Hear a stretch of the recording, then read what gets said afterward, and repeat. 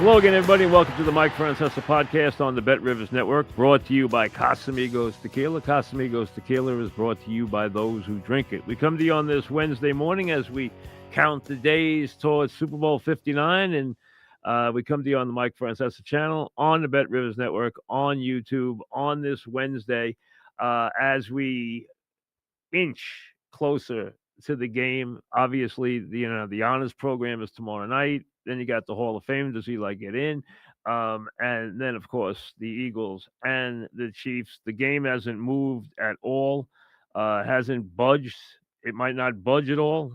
It's that kind of game. Like I said, I thought the only movement it could have would be to go to Kansas City 2. It hasn't moved. It's been 1.5 for like 8 days, so I don't think it's going to move very much at all. It'll never see 3, never. So that's where we are as far as the game. We'll do game analysis on Friday. The only news yesterday, and it really shouldn't have been news, was that Kelsey and Andy Reid made it pretty clear. Well, the owner made it clear that Andy Reid's not retiring. I never thought he was. I don't think Andy's going to be quick to retirement. I think he loves coaching. And Kelsey, who a lot of people thought if he won would quit and maybe get married and, go live the life of a billionaire since he's marrying a billionaire, whenever he does tie the knot. But it sounds like he's going to be back next year. So those two things. The other thing is, it really, to me, is the NFL tripping over itself, which it does very well. But Goodell and Scott Green from the NFLRA, I mean, going out of their way to address that we don't favor the Chiefs. Hey, noise like that in the past has always just been ignored. Why would you address it as the commissioner has done repeatedly, as Green did with formal statements? Our officials only work this many games. They only see the Chiefs this many times. They don't do anything for Chiefs. Here's the bottom line. Everybody knows. I don't care who you are. If you watch NFL closely, if you watch the league closely, you know that the Chiefs have gotten an unusual amount of breaks from the officials over the past calendar year. They did in the regular season. Some of them were absurd, like the Raider game. And even in the 2 playoff games this year, it was markedly apparent that the Chiefs got the better whistle, not just in numbers, because that can be based on execution, but to the naked eye. And you have, obviously, them reacting. They have said, because of the reaction to the penalty in the Houston-Kansas City playoff game, that they are going to use video review on quarterback slides. You know they're going to use video review on face masks now because they have botched so many face masks. When these guys get up and talk about how great they are and the standards they keep, how many face masks have we watched them miss this season? Face masks that could have changed games. I can give you 6 off the top of my head. It has gone on all season. And in this game, both the Houston game and the Buffalo game. And I wagered on Kansas City in both games. So it's not about wagering. Kansas City got big breaks in both games. The Mahomes calls in the Houston Kansas City game were absurd. Even Troy Aikman went crazy on it. I mean, they were ridiculous. They are not going to happen again. And then last week, we all watched it. And go back and look at the play, which I have many times. Plus, I have spoken to the game announcer. Okay? Everybody, including Jim, including Romo, including Steratore, who was one of the great officials, all stated on the game and still believe that the Bills got a first down. I not only think they got a first down on that controversial drive on fourth down, I think they also got a first down on third down. And no fewer than 5 times in that game did the officials take the ball and re-spot it to the negative favor of the Bills. 5 times. Be the biggest Chiefs backer in the world. Answer this question. Give me a play. Let's talk about this year's playoff games. The 2 games they've played in the playoffs. Give me a play that was officiated, that was debatable, even debatable, no less controversial, that went against the Chiefs in these 2 games. Don't worry, you won't find one. There are 0. Not only that, but the Chiefs were offsides on the play and didn't even get that called. There was a guy in the neutral zone. They got every single call. The Worthy call that was called a completion. That ball hit the ground. It should have been an incomplete pass. Now, was there a penalty on the Bills on that play? Yes. Did that play decide the game? No, but it was another one of these calls that just goes for the Chiefs. Do I think there is some organized conspiracy? No, but I think it has happened so many times that it's gotten silly, and everybody is talking about it. And not just Buffalo Bills fans or Houston Texan fans. The Texans left the building to a man feeling they got screwed, and they did. And the Bills left the field saying they should have played better. And no one's saying the outcome was determined by the officials, but Buffalo got a bad whistle all day. It's not debatable. It's a fact. It's a fact. Go back and look at, I've gone back and looked at those third and fourth down plays on numerous occasions. He got the first down.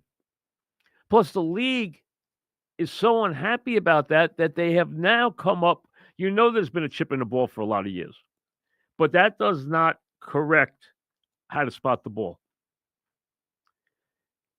They now are going to put markers, electric markers on the field. The field will be completely outlined, and they will have the ability to know exactly when they have traveled 10 yards. Now, the one thing they can't do is spot the ball out of the pile. That's the one thing they can't do. But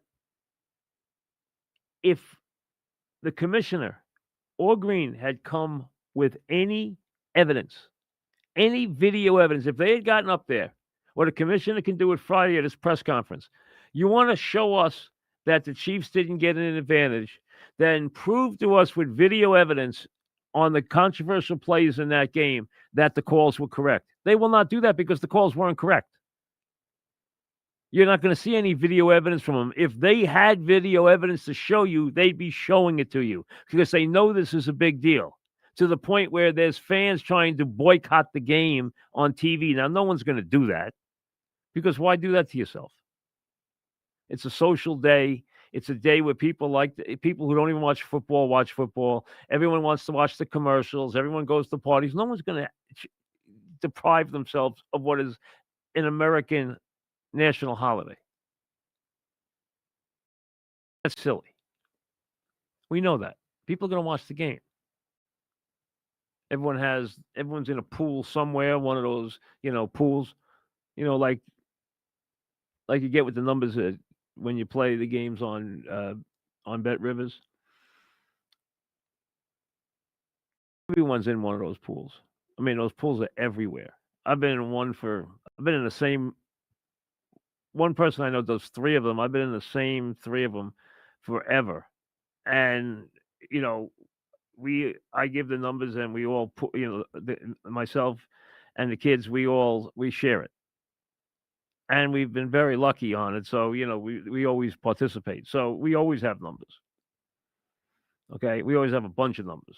We have like 5 or 6 in each one of the different ones boxes in the different games. So everybody has that. Nobody's gonna not watch the game. That's silly. But let's be honest. It's not like people are being unreasonable. Now, the debate about the flag on the field on the Kincaid drop, nobody saw a flag on the field. I talked to Jim Nance. He didn't see a flag. What happens is there's a guy on the sideline who tells them when they have a guy on the sideline, a coordinator, who talks to the truck, and he told them there was a flag on the field. So the chyron went on for flag, and they all said there was a flag. CBS Radio said it, Nance said it, Romo said it, but that's because they were told by the sideline that there was a flag on the field. Jim never saw the flag. So no one has seen that flag. I don't know that flag was ever thrown. That might be urban legend. I don't know that because I haven't seen any video that shows the flag was on the field. So it doesn't matter. He didn't catch the ball anyway. So the flag supposedly was going to be against the Bills. But I didn't see a flag. But the reason that went up both on the radio broadcast and the television telecast was because the guy who's the sideline coordinator told them there was a flag on the field. But they all said, Nance, Romo, Steratore, that the Bills completed the first down on the fourth down play. Every one of them said it. As a matter of fact, Seratore's quote was, he has it by the length of the football. He absolutely 100% got it. And I'm telling you, if you go back and look at the third down play, I think he got it by more than they got it on the fourth down play. So did the Bills get a bad whistle? Yes. Did that mean they cost them the game? No. No one's saying the Chiefs couldn't have won the game. No one's saying the Chiefs didn't win the game. What we're saying, though, is it was a bad whistle all day. It was in the Houston game, and it was in the Bills game. And it bothers them because they keep bringing it up.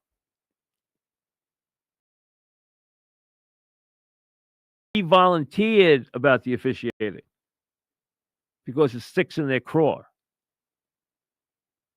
And of course, he dismisses it in his, way, just the way he dismissed Amalu years ago. Dr. Amalu, he dismissed him as a quack when he came forth with his concussion evidence. He dismissed him the same way he's dismissing everybody now about this. That's what the NFL does. They just dismiss it without providing any evidence, without providing anything to the contrary. Just tell you, hey, we know we're right. You guys are just making this stuff up.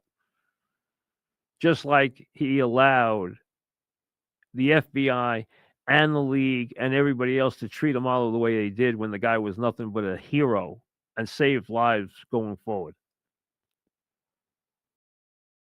Go back and look at what he said and did in that regard, and then tell me you'll take anything he ever says seriously. So Goodell's lying. I mean, that going in. I mean, that's not even an issue.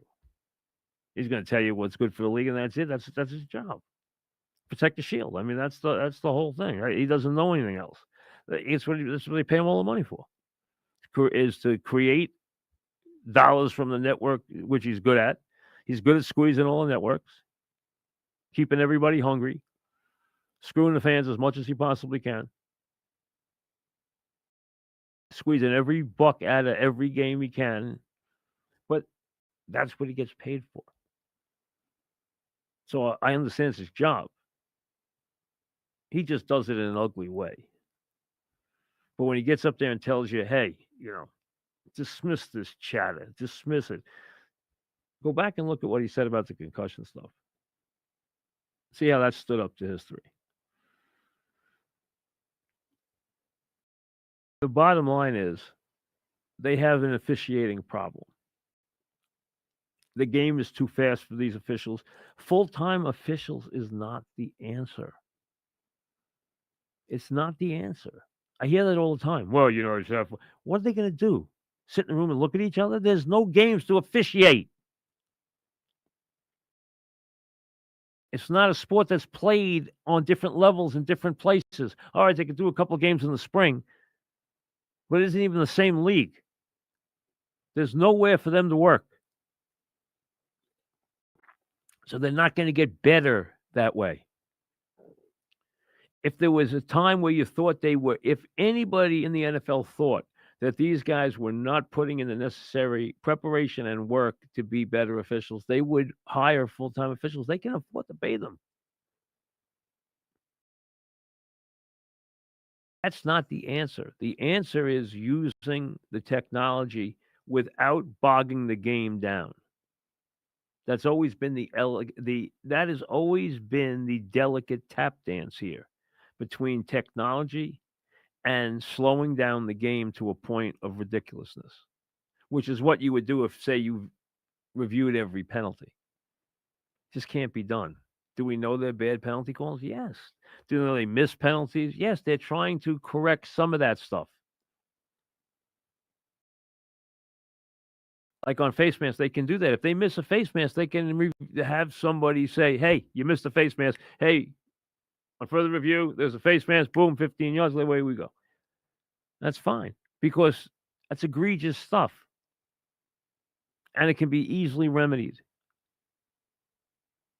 And the video evidence is obvious. And in the points where the video evidence is obvious, the video should be used quickly and efficiently to move the game along and call the game properly. There's no reason not to use it.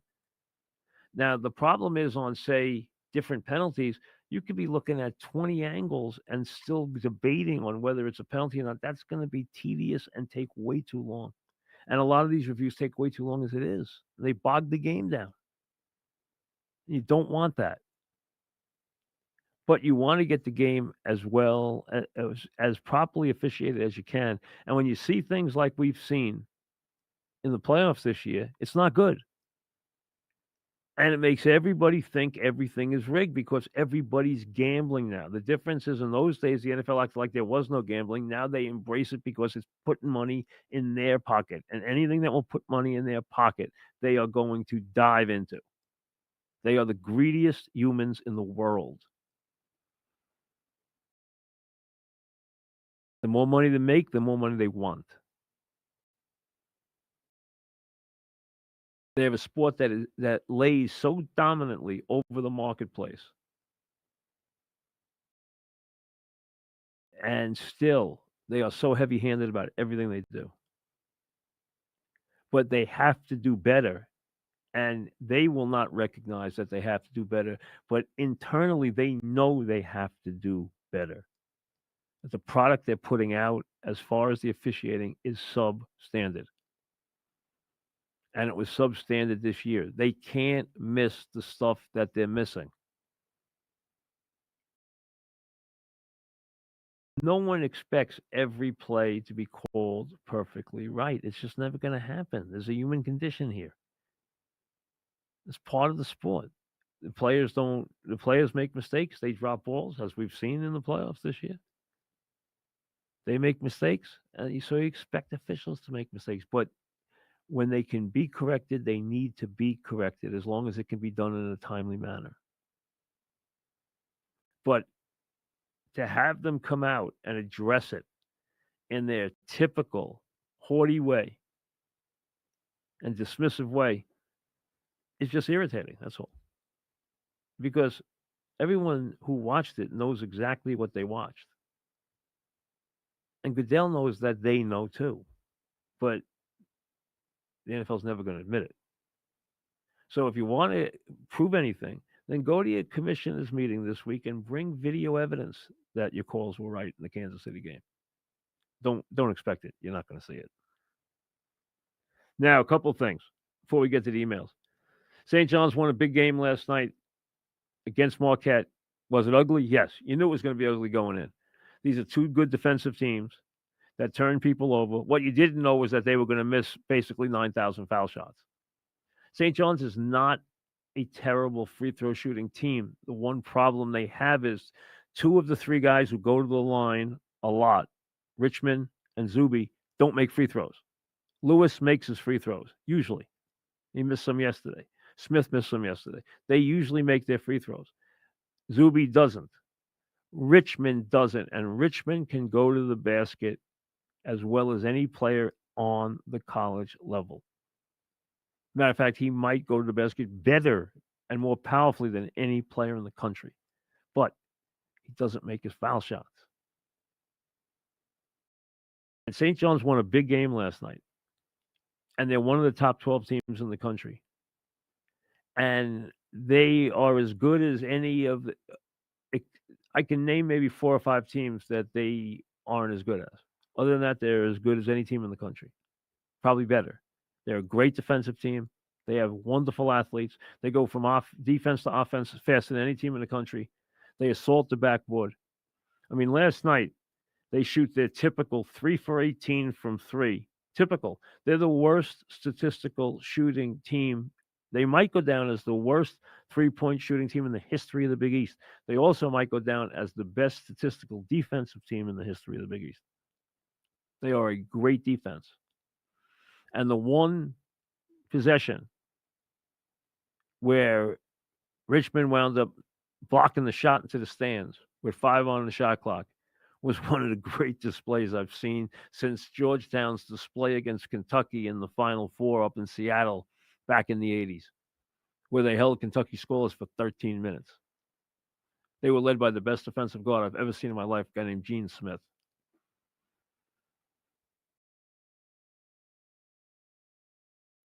The problem with St. John's is they can't shoot.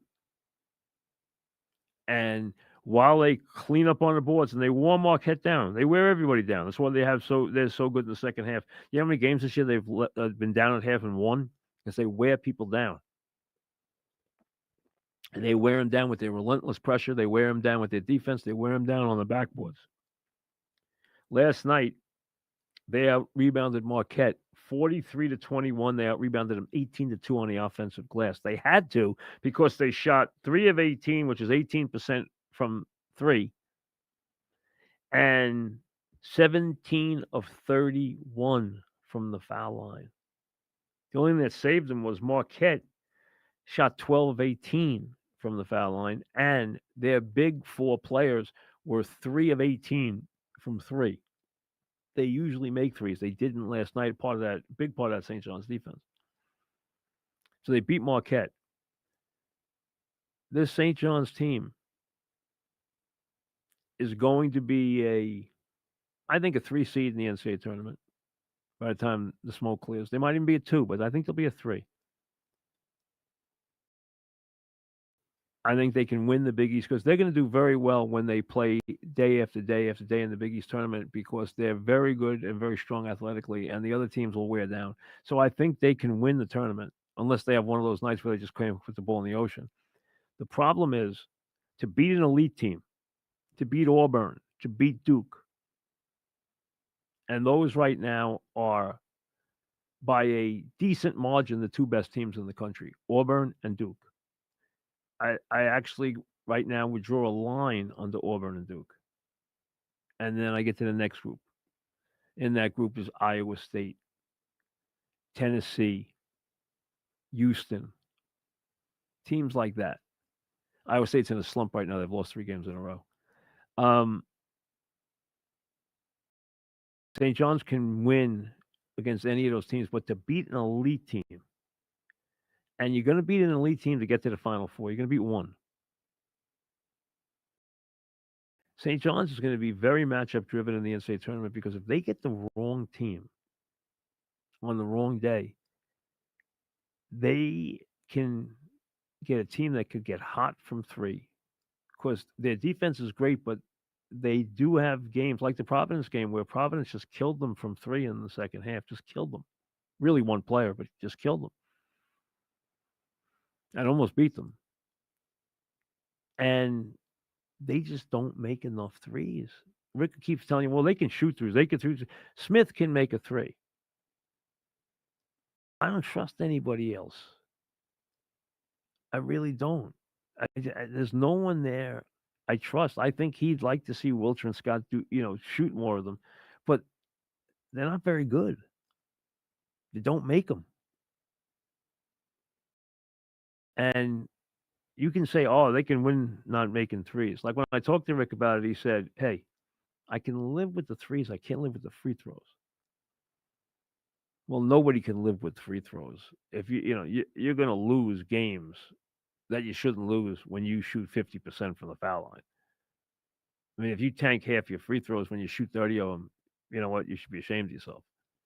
They got to do better on the foul line. Richmond has to do better on the foul line.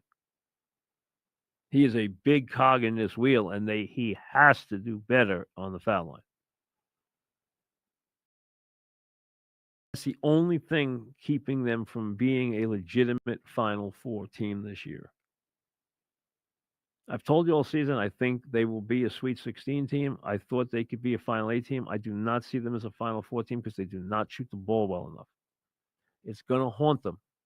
I don't know what game, what day, but anywhere after the first round, they could be haunted by a matchup that just kills them because they can't make a shot.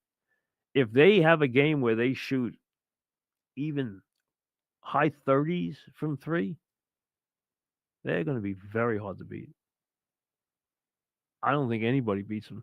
If they shot 40% from three, I think they could beat any team in the country. But they're more likely to shoot 8% from three than they are 35. They play at UConn Friday night. UConn's going to be crazy. You know the coaches don't like each other. No secret. St. John's wants this game so badly. Pitino wants this game so badly he can taste it. It would be a tough pill. Even at Stores, it would be a tough pill. Now, they're going to get a chance to get revenge. They're going to get him in the Garden. They're going to probably see him again in the Big East. So there might be two more matchups coming after this one. And this one's up there. Now, saying, UConn hasn't been at full strength in a long time. They did win at Marquette the other night, which was a big win for them. Should be a great scene. And it's a big game. If St. John's wins that game, they're going to win the Big East regular season going away. And I think they're going to win the Big East tournament too. I think right now they're going to win the regular season Big East, and I think they're going to win the Big East tournament because I think it's going to matter to them that much. And I think they're better equipped to play every day after day after day than the other teams in the league will be. So that could get them even elevated to a 2 seed for the tournament. Imagine St. John's being a 2. It's been a long time. Long time. That sets you up well in the first and second rounds. After that, that's where the shooting has to kick in because there's no easy games after that. And remember, you're going to get fewer upsets because the mid-majors aren't strong because they've been completely gutted by the big teams buying players. When you see the NCAA tournament this year, look at how many players were on different teams last year. It's remarkable. And just to give you the idea of college sports and where it is, spring games are a big deal at football schools. I mean, the spring game at Nebraska will draw 70,000 people. Yeah. They canceled the spring game. Why? Because they don't want people from other schools to videotape it and then try to steal their players before the season starts. Think about it. That's where we are right now. That's why the system cannot continue. Emails. First, let me tell you that you can bet on the big game. And I've told you this, but check it out. Bet on the big game with the Bet Rivers Sportsbook and earn a chance to be one of 5,900 players to win prizes in the big game 59K bonus bet giveaway. Check it out on the Bet Rivers app for full details. So the big game 5,900 players will win prizes on the big game 59K bonus bet giveaway. So you got a great chance. Make your wagers on Bet Rivers and get a good chance to win a prize. Maybe a really good prize. Matter of fact, some great prizes. They're usually very generous in that regard. So let's see. Go check it out on the Bet Rivers app. Mike Francesa podcast at gmail.com. That's where you go. Send me some emails. Let's see what's on your mind today. Let me get to today's emails. Here we go. Number one, Kyle starts us off. What's your thoughts on the TGL golf? Is it something that is catching your eye? Well, the first night it was out, Max Homa made that remark about me going nuts over it, me going crazy, how ripping it apart. I hadn't even watched it when he said that. It's a joke. It's a joke, really. Golf is in trouble right now, and obviously condolences to Tiger Woods on the passing of his mother. Tiger Woods has put his stamp of approval on it and has participated. It still is, it's a video game. Is what it is. It's a joke. That's all it is. And here's the bigger picture with golf. It's really hurting. They miss Tiger Woods. They miss Phil Mickelson. They miss Koepka. They miss John Rahm. Remember John Rahm? They miss Dustin Johnson. They miss every one of these guys who left. The sport was in a transition anyway. With the aging of Tiger Woods, with the crash and burn of the at one time immensely popular Phil Mickelson, who has really had a fall from grace that is one of the most precipitous of all time. And I like Phil. I really do. I've always been a big Phil fan. I loved watching him. I got to know him because of his relationship with Nance, who I'm close to, and I've been out socially with him a bunch of times, and he's a likable guy. I've always rooted for him. I always thought he was a very exciting player. We miss him, and he's like the Phil Mickelson we knew doesn't even exist anymore. Sad, but golf's gone through that transition, and Scheffler is I love watching Scheffler play. He's exciting. He's not a bigger than life persona. He doesn't have that kind of personality. That's fine. His golf talks for him, which is fine. You can have a champion like that.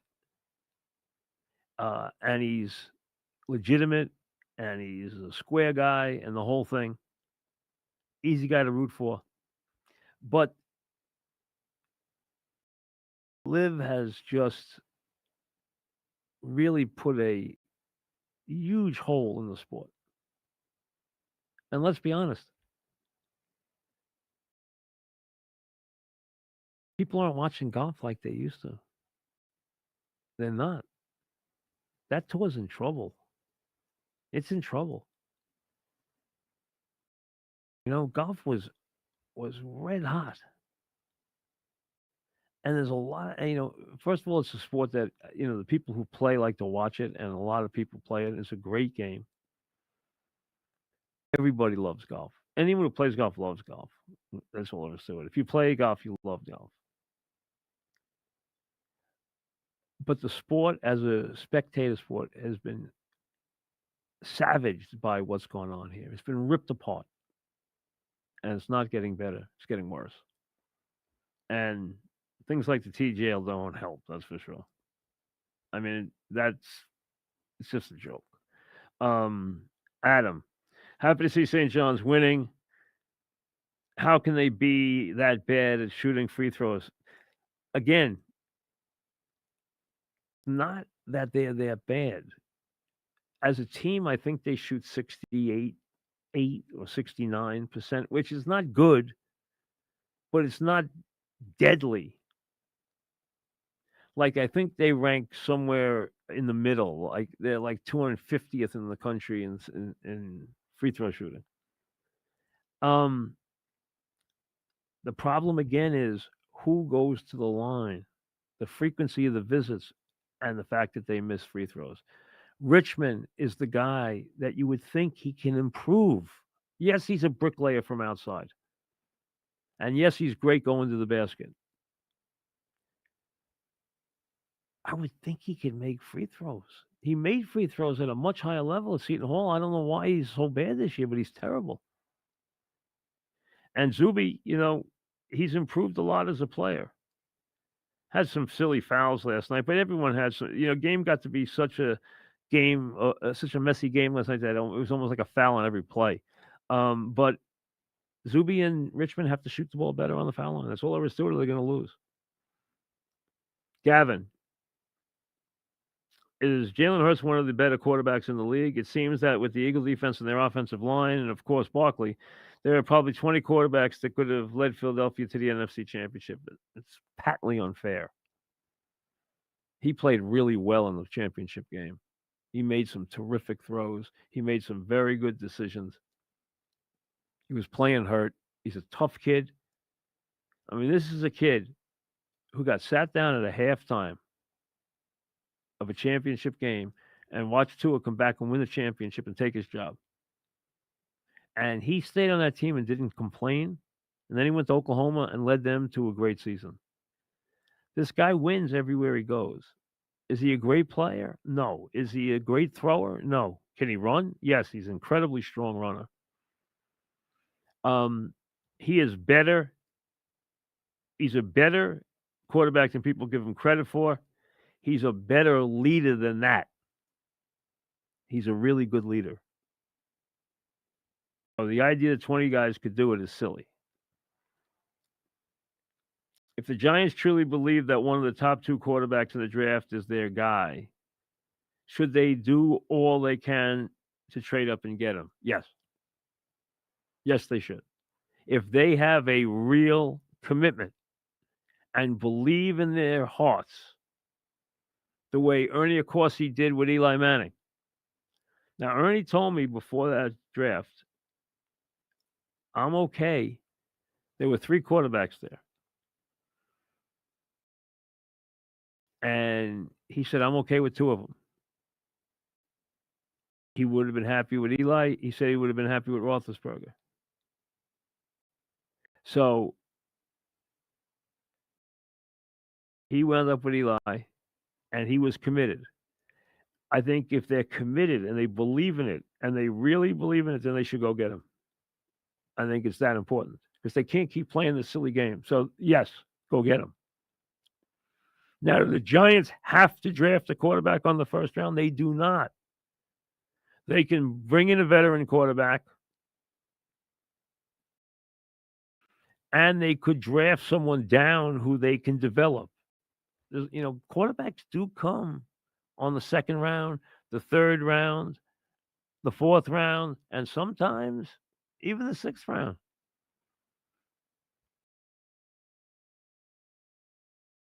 Johnny Unitas, who is the father of modern quarterbacks, was cut by the Steelers. We know where Tom Brady was drafted. We know where Joe Montana was drafted. Do we have to go on? Devin, what was the best Super Bowl experience that you and Dog ever had? Well, I don't know if it was great for the dog, but without question, the Friday show in Tampa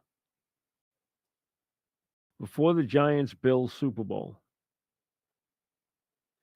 was one of the remarkable shows that we ever did. Dog and I went to San Francisco. It was the Gulf War. There was no 2 weeks off. We sat in the press box for the game off to the side there, right next to George Young and Wellington Mara, who were sitting right in front of us in the auxiliary press box in San Francisco. And then we flew to Tampa overnight. We did shows all week from the Hyatt Regency in Tampa. They had a small entrance, and then you went up an escalator to a big open area with a big bar and everything. That's where they put us. On Friday, they hired a band to play because they expected people to be at the bar and be active and this and that. From 2 to 8, they hired a band.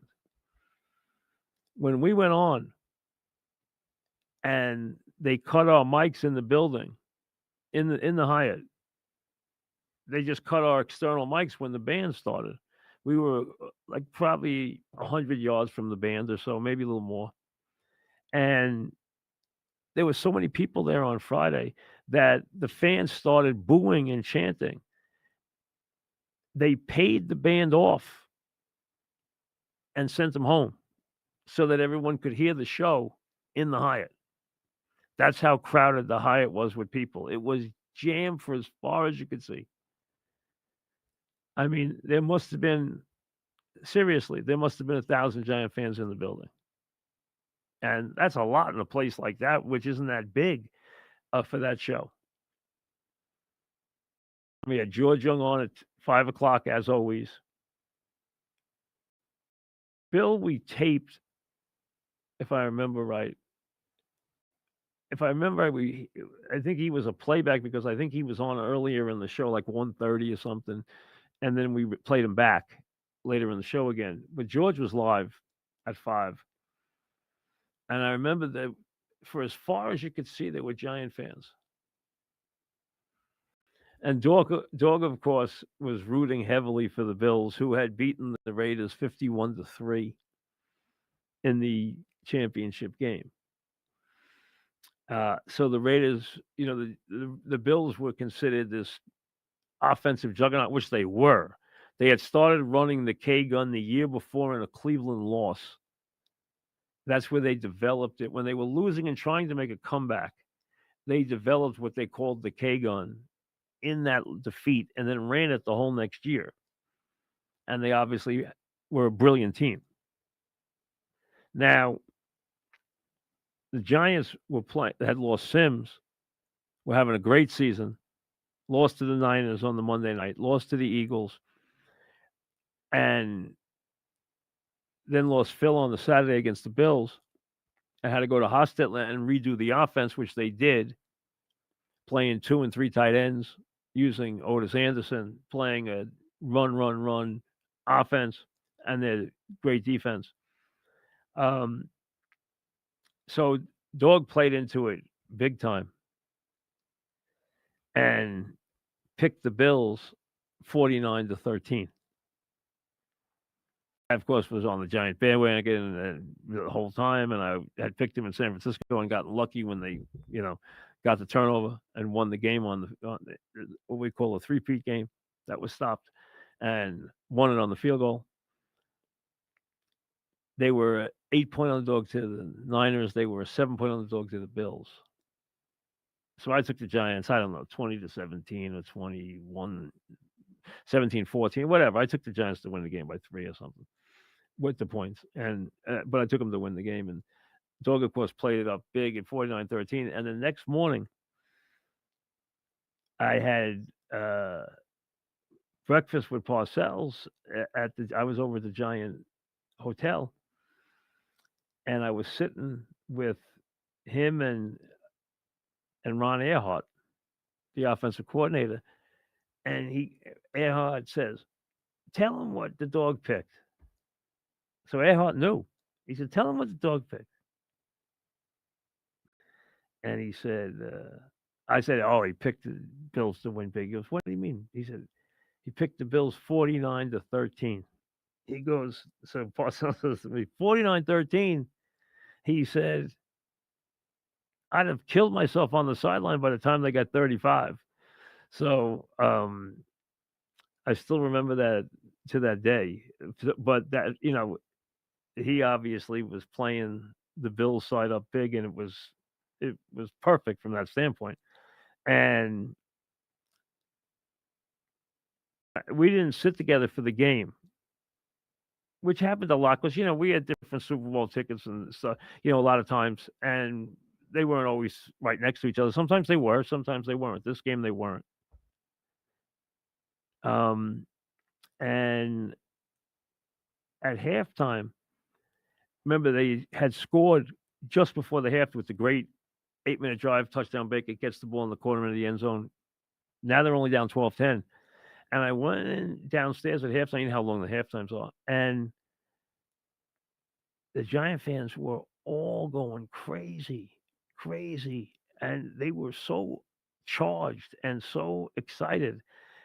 And they all felt they were going to win. It was amazing. And they came out and took the lead. And we know what happened. And we know what happened from there. And the rest of the game and the great things, that twists and turns that happened in that game. And it was really one of the great wins ever. And it was an amazing experience because Tampa was just overrun with Giant fans. And it was mostly men because no one really took their wives on that trip because it was during the Gulf War, and you wanted to be people home and safe and stuff like that. There was a lot going on. So it was a very different group than normally, and there was no 2 weeks for the Super Bowl. So all the Super Bowl stuff, like there was no Super Bowl party and all the different things because of the Gulf War. And the backdrop of that with the patriotism and what went on that day in the stadium and really just that whole weekend. And we were in the hotel. That was before Radio Row started. Radio Row started a couple of years after that. That year, it was just us in the hotel. And the year before, it had just been us in New Orleans for the Bears. No, that's different Super Bowl. 89 was in New Orleans for San Francisco. We were back in New Orleans, but from San Francisco, and that's the game where Mike Holmgren took Dog and myself upstairs, and he said, "We're pretty confident."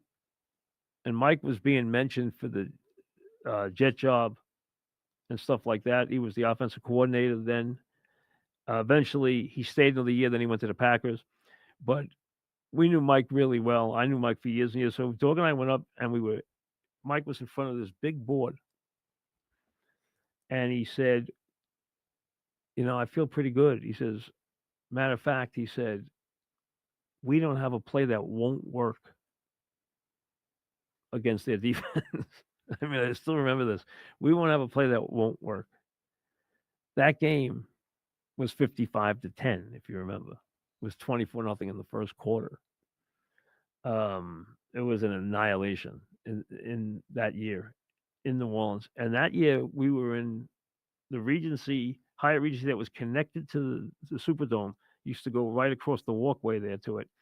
And there was a guy from a New Orleans station who did like an hour a day, was behind us, and we were downstairs near the escalator, and it was just him and us in New Orleans the year before. Then we were in the Hyatt Regency the next year, and it plays into the last question I have here, which a guy asked me about Radio Row. Radio Row started cropping up. The first year I remember it being what I would call a group of stations was the Dallas Buffalo Super Bowl, which was the next one, which was not the next one, it was the third one. it was Washington in Minnesota, Washington, Buffalo, and then the next year after that, it was Dallas, Buffalo, in LA, and that's where the Cowboys killed them, and that's the where Radio Row started. That's the first time it really cropped up to where it's now. If you see it on TV, see the one thing that's changed now is in the old days they used to do it by station, so we were like the big station, so everyone wanted to be around us. What happened was in years later, and you're talking now 30 years later, the NFL takes care of its rights holders. So if you're ABC, CBS, NBC, Fox, Sirius, CBS Radio, etc., etc., etc., Westwood One, you get preeminent spots. You get your own stage. You get everything inside a little grouping. And then the radio stations are like satellites outside that. So it's not as good for regular radio stations anymore because the rights holders have become the supreme part of that day and of that week. And that's kind of hurt the regular stations. We'll see you later.